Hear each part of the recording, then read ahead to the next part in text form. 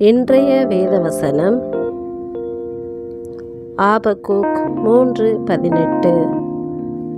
நான் கர்த்தருக்குள் மகிழ்ச்சியாயிருப்பேன், என் இரட்சிப்பின் தேவனுக்குள் களி கூறுவேன். ஆமென். நாம் எப்பொழுதும் கர்த்தருக்குள் மகிழ்ச்சியாகவும் நம் தேவனுக்குள் ஆனந்த களிப்பாகவும் இருக்க வேண்டும். ஏனெனில் அவரே நம் இரட்சிப்பின் தேவன்.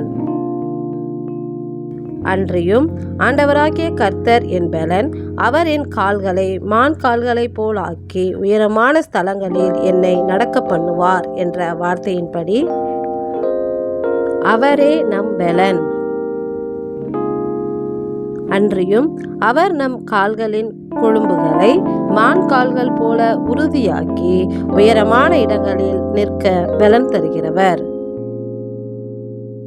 எங்களை உயர்ந்த ஸ்தலத்தில் நிறுத்தி அழகு பார்க்கும் எங்கள் இரட்சிப்பின் தேவனே, உமக்கு நன்றி செலுத்துகிறோம். நன்றி.